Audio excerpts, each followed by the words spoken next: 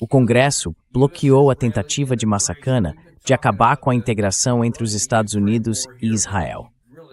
A gente tem falado bastante aqui sobre a guerra entre a Rússia e a Ucrânia, mas não dá para ignorar a outra guerra que está acontecendo no Irã também. E agora todo mundo sabe, está mais do que claro, que a gente entrou nessa guerra porque Israel, ou melhor, Benjamin Netanyahu, convenceu Trump a fazer algo que ia contra os interesses americanos. E foi exatamente o que aconteceu. E agora a gente vê, acho que um de vocês até mencionou há pouco, o Marco Rubio, que basicamente está sabotando qualquer chance de paz no Oriente Médio com essa coisa estranha no Líbano. Um acordo que nem inclui o Hezbollah ou o Irã, mesmo ele sendo parte do conflito, e que ainda por cima enfraquece o memorando de entendimento. Mas o que a gente está vendo agora é que enquanto toda a atenção está voltada para a guerra, e talvez um pouco para a Rússia e a Ucrânia, por baixo dos panos, tem gente tentando empurrar algo para nos deixar ainda mais integrados com uma ideia que a gente não aplica para nenhum outro país do mundo. Kelly, o que está acontecendo aqui?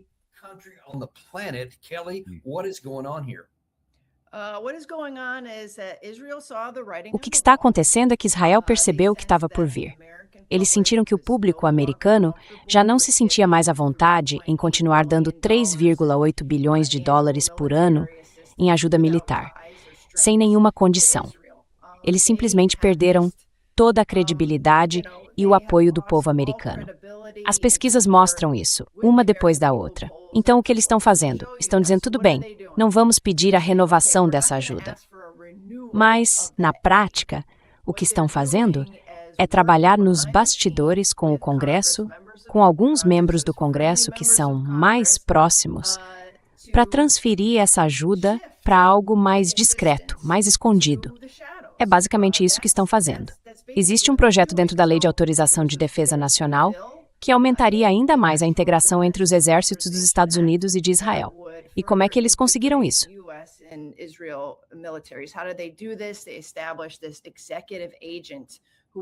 Eles criaram esse agente executivo que vai ser responsável dentro do Pentágono por supervisionar a ampliação da integração entre essas duas forças militares, uma integração que na verdade já acontece hoje. Já existe muita troca de tecnologia, muita assistência, muitos contratos que tratam de sistemas de armas, tecnologia, cibersegurança, tudo isso. Mas o que essa medida faz é tornar o processo mais oficial. Ela dá mais autoridade a uma única pessoa para supervisionar tudo isso. E essa autoridade passa a ter mais peso do que qualquer fiscalização que já existe hoje dentro do Pentágono, para garantir que essas condições de compartilhamento sejam corretas, que a gente não esteja compartilhando informações, licenças ou inteligência que não deveriam ser compartilhadas, porque isso seria prejudicial para nós.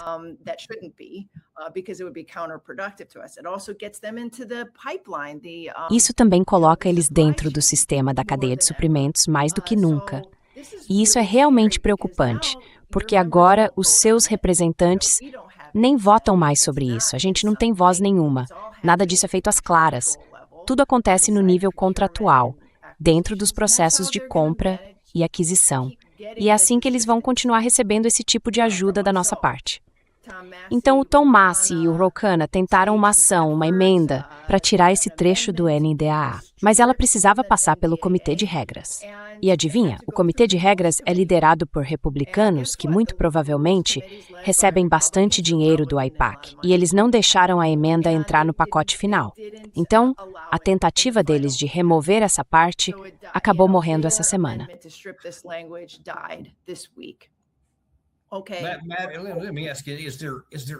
Matt, deixa eu te perguntar, existe algum prognóstico, ou pelo menos alguma esperança neste momento, depois de tudo que aconteceu desde 2023, com o genocídio em Gaza, com todos os colonos? Acho que foi há poucos dias que o Ben-Gvir disse que quer colocar 1 milhão de colonos na Cisjordânia, violando sabe-se lá o quê, praticamente tudo. E agora vem mais isso. O povo americano claramente não gosta disso, e mesmo assim tudo continua sendo escondido. Ou melhor, não exatamente escondido, mas abafado.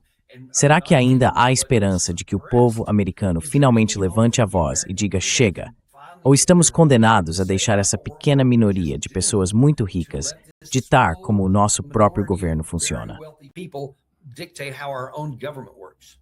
Eu acho que não. Ah, pode falar, Matthew. Eu só ia dizer o seguinte. Deixa eu só falar isso. E aí, Kelly, você continua, porque vocês têm feito um trabalho incrível nesse assunto. A gente deve um agradecimento enorme ao Quincy aqui. Kelly, o trabalho do seu pessoal é o motivo de estarmos falando sobre isso. O trabalho do Ben Freeman, do Steve Simon, é por causa disso que a gente sabe o que está acontecendo. Eu acho que isso talvez nem tivesse sido tão bem compreendido e talvez até tivesse passado despercebido pelo Massi e pelo Cana. Pois é. E com certeza isso não teria ganhado tanta visibilidade. As pessoas não estariam dizendo, poxa, estamos chegando aos 250 anos do nosso país e a forma como estamos comemorando é basicamente abrindo mão da nossa soberania para um país estrangeiro. Quer dizer, é impressionante. É inacreditável.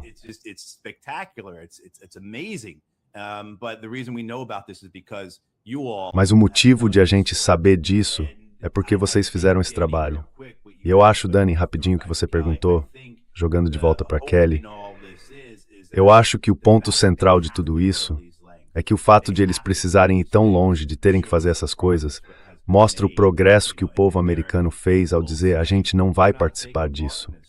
A gente não acredita nessas guerras. A gente não acredita nesse tipo de envolvimento com um governo estrangeiro. A gente não acredita que um governo de fora possa comprar nossos políticos. Então eu acho que é aí que está a esperança. Mas assim como acontece com o império lá fora, por dentro ele funciona do mesmo jeito. Ele não vai desistir. Não vai dizer, aprendi a lição, agora eu vou ser uma pessoa melhor, sabe? Ele vai continuar encontrando maneiras de conseguir o que quer. Então, Kelly, é isso.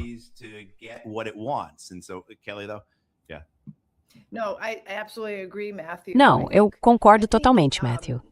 Acho que uma das poucas coisas positivas nisso tudo é que esses parlamentares estavam sendo inundados, como é que se diz? Isso mesmo, inundados de ligações dos eleitores. Eles estão iludidos, mas também estão sendo inundados. As duas coisas fazem sentido.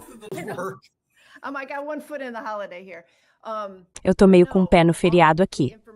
Mas olha, por todas as informações que eu recebi de membros lá no Capitólio, das equipes deles que estavam repassando tudo pra gente em Quincy, a gente tem uma equipe de advocacy, eles estão bem por dentro do que está acontecendo nesses gabinetes, e os telefones não paravam de tocar, tanto do lado republicano quanto do democrata. Isso mostra o quanto Israel está impopular nesse momento. Agora, isso mudou o resultado? Não. Mas o fato de alguém como Adam Smith, um democrata, ter dito logo no começo algo tipo, olha, esse acordo nem é tão ruim assim, são dois aliados trabalhando juntos, integrando, talvez devêssemos fazer o mesmo com a Ucrânia. Quer dizer, ele estava bem positivo em relação a isso. Uma semana depois de todas aquelas ligações dos eleitores, ele chegou a dizer que votaria a favor. Então, quando Tom Massie e o Ro Khanna tiraram aquela parte do texto, parecia que ele já estava começando a ceder. Então, sim, eu acho que ainda há esperança.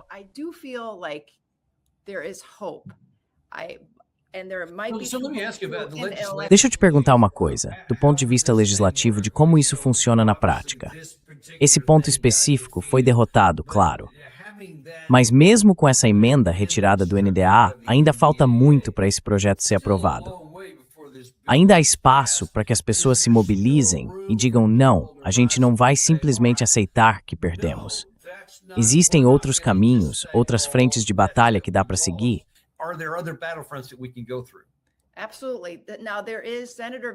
Com certeza. Agora, o senador Van Hollen tem uma proposta parecida no Senado para retirar essa parte do texto e também outras medidas caso isso não funcione, como colocar alguns limites. Então, ligue para o seu senador, quer dizer, agora a atenção se voltou para o Senado. Eles todos foram para casa por causa do recesso do 4 de julho.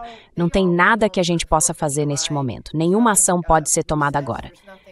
Mas quando o assunto voltar à pauta, acho que é lá que a disputa vai acontecer, no Senado. E depois eles vão ter que conciliar as versões. Então, digamos que o Senado retire essa parte, mas a Câmara mantenha. Aí, o projeto vai para conciliação, ou melhor, para a conferência.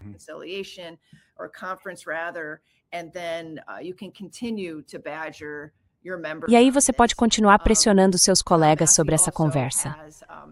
O Tom Massie também tem, isso é só um parêntese, uma emenda para retirar os 3,3 bilhões de dólares que estão no projeto de lei do Departamento de Estado. E pelo que eu sei, ele tem uma no NDAA também. Essa emenda acabou sendo incluída no pacote de regras, o que foi meio que uma história paralela que quase ninguém percebeu. Pois é, eu dou muito crédito ao Massie. Ele perdeu aquela eleição, o AIPAC acabou com ele. Então ele está aproveitando o tempo que ainda tem no cargo para realmente deixar sua marca nesses temas. Seja na ajuda incondicional que vai para Israel todo ano, seja nas guerras que eles travam com o dinheiro dos nossos impostos. Ele também está tocando aquela investigação sobre o ataque ao USS Liberty.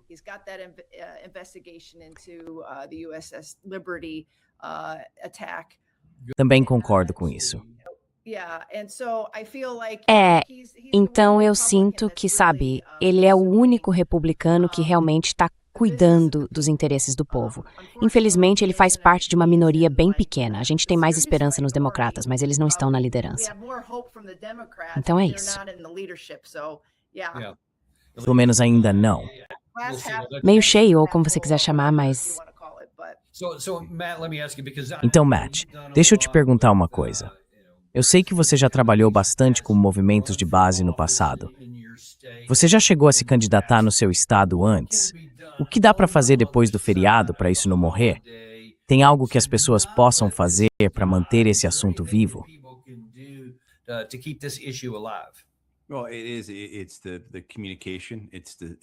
Bom, é a comunicação, é a informação. São as pessoas trocando mensagens umas com as outras. E como a Kelly estava dizendo, essa pressão sobre os gabinetes políticos, o destaque das vitórias nas primárias do Colorado e de Nova York por candidatos claramente pró-Palestina, e também o simples fato de deixar claro que existe uma realidade da qual não dá para fugir. Deixar claro o que a opinião pública realmente pensa sobre Israel, mas num sentido mais amplo, sobre tudo aquilo que a Kelly mencionou antes, o que os fundadores nos alertaram, sabe? Sobre a forma como a gente tem se comportado, como temos agido como nação nesses últimos, digamos, 250 anos. Tudo isso também precisa ser levado a sério.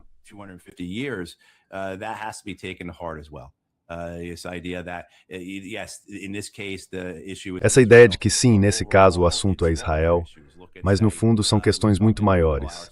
Veja só, a gente passou praticamente uma hora falando sobre Rússia e Ucrânia, e grande parte disso volta para essa pergunta: por que a OTAN ainda existe? Por que as promessas feitas pelos líderes ocidentais à União Soviética em colapso, aos novos líderes russos, não foram cumpridas há 35 anos, certo? Então, nesse contexto, estamos falando de Israel, mas há questões muito mais amplas aqui, que a gente precisa encarar como nação, pensando no nosso futuro e na deterioração contínua da nossa própria sociedade, já que estamos investindo tanto em guerras externas.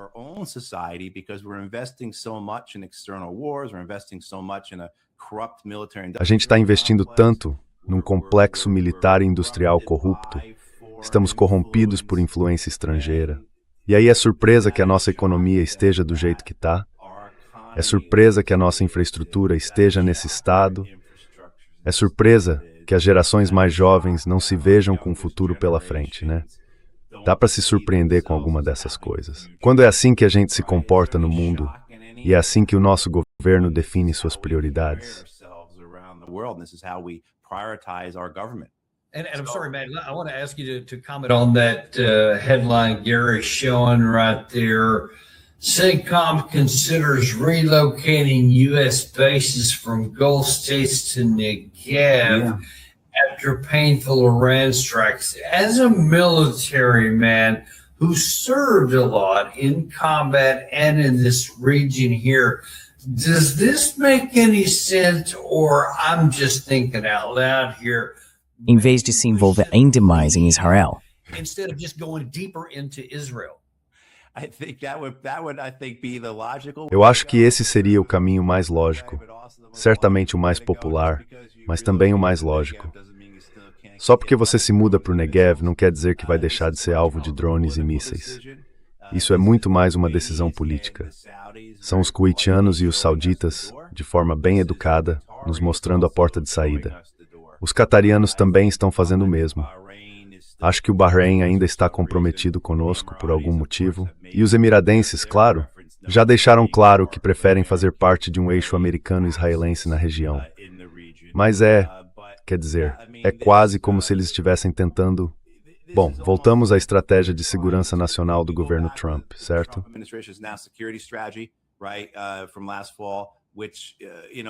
Desde o outono passado, e também de acordo com as preferências de pessoas no Pentágono, como Elbridge Colby e Mike Doran, que vem o grande desperdício dos Estados Unidos estar no Oriente Médio. Eles entendem que isso é um peso e que guerras como essa vão continuar. E isso só vai deixar os Estados Unidos mais vulneráveis e também mais fracos, tanto no mundo quanto aqui dentro do país. Então a gente precisa sair de lá. A estratégia de segurança nacional não pediu explicitamente para deixar o Oriente Médio, mas falou em reorientar o governo americano, o Império Americano. Então acho que agora o que a gente está vendo é uma espécie de meio termo, certo? Tipo, tudo bem, vamos sair dos Estados Árabes do Golfo, mas vamos nos realocar para Israel, com a Jordânia, é claro. Sou totalmente contra isso. Totalmente contra. Então tudo isso se encaixa no que vem a seguir no Oriente Médio. Sabe, como é que isso vai ficar?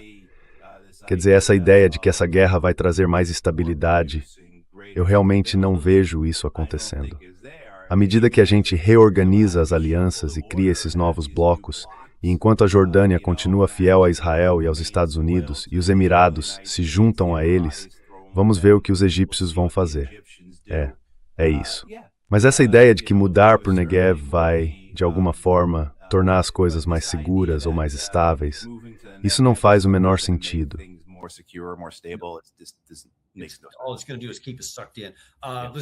Tudo que isso vai fazer é manter a gente preso nisso. Olha, dava para fazer um programa inteiro só sobre esse ponto aí. Então vamos encerrar por aqui, porque eu sei que vocês dois têm outros compromissos. Obrigado por ficarem com a gente passou um pouquinho do tempo. Kelly, obrigado por participar e acrescentar a conversa, a gente realmente agradece. E continue com o bom trabalho, Gary. A gente está mostrando aquele artigo de maio do Ben Freeman que deu início a tudo isso. É isso aí.